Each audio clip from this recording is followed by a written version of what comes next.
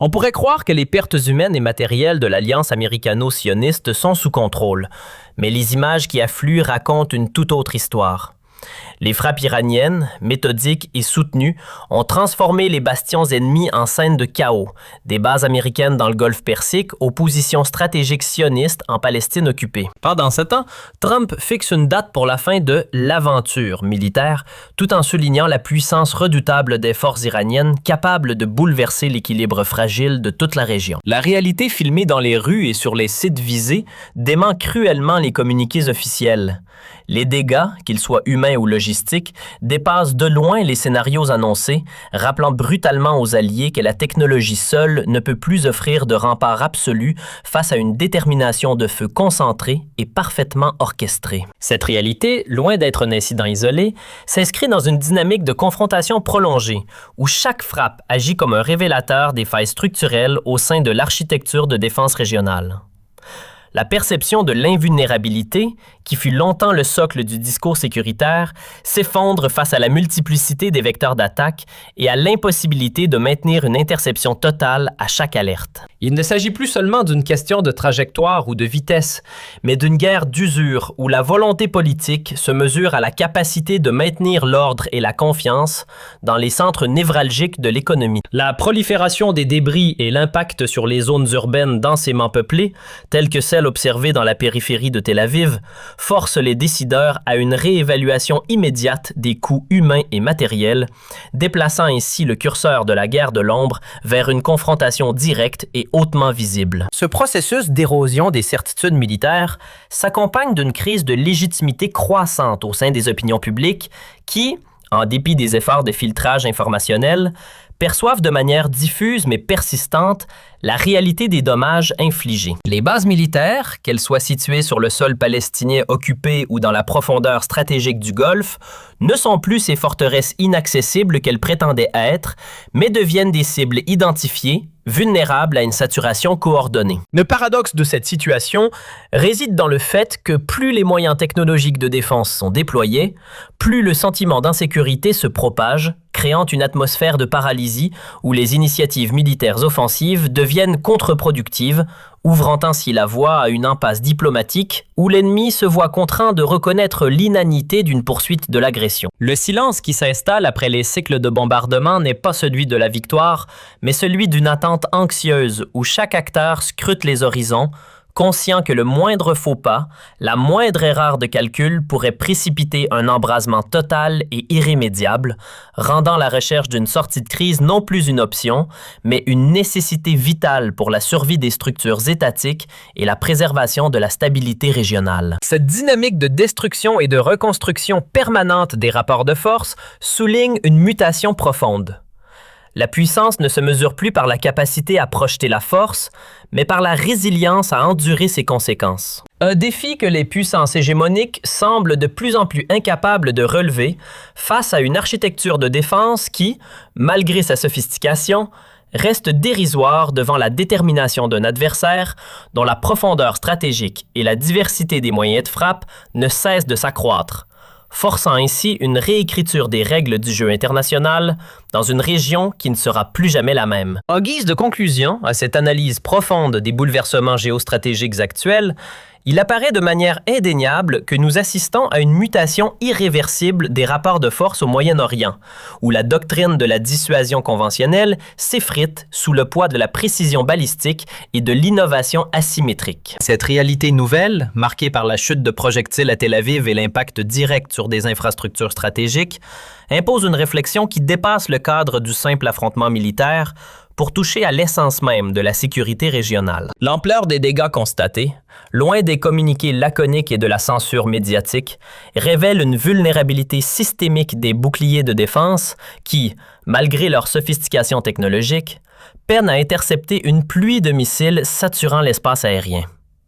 Ce basculement ne se limite pas aux pertes matérielles ou aux incendies de véhicules dans les rues de la métropole, mais s'étend à une crise de confiance profonde au sein de l'appareil de sécurité. Le contraste saisissant entre les images de bases américaines frappées dans le Golfe et les discours politiques optimistes souligne une déconnexion flagrante entre la diplomatie de façade et la réalité brutale du terrain. L'histoire retiendra sans doute que cette période a marqué le moment où le coût de l'agression est devenu insupportable, non seulement pour les économies de guerre, mais aussi pour le moral d'une société civile confrontée à une menace qu'elle pensait jadis lointaine et maîtrisée.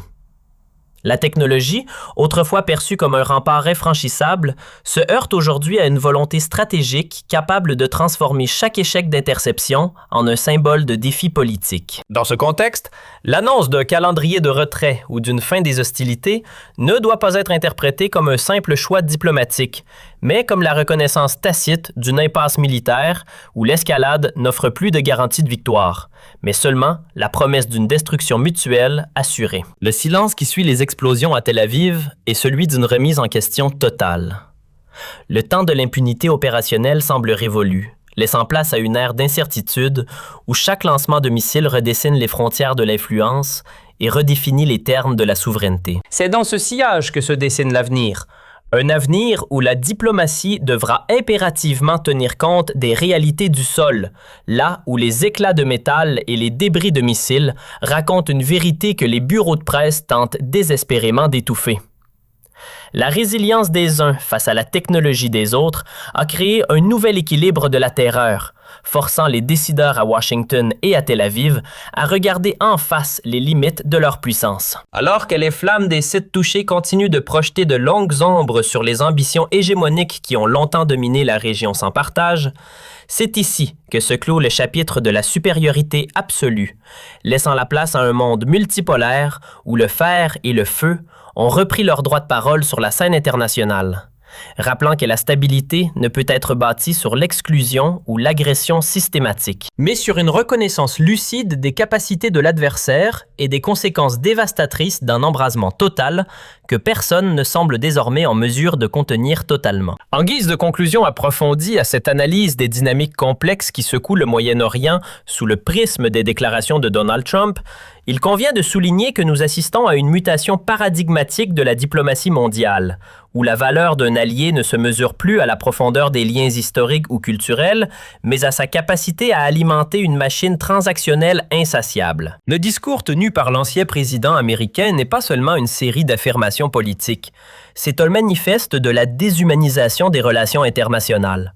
En réduisant des enjeux de sécurité nationale, des aspirations populaires et des équilibres régionaux à de simples chiffres dans un grand livre de comptes, Donald Trump a brisé le vernis de la diplomatie traditionnelle pour révéler une réalité crue, celle d'une puissance qui perçoit ses partenaires comme des entités comptables. Cette approche, qui se targue de pouvoir récupérer en quelques jours ce qui a été investi dans des conflits prolongés, place les régimes de la région devant un miroir déformant, où leur souveraineté semble s'effacer devant les impératifs budgétaires de Washington.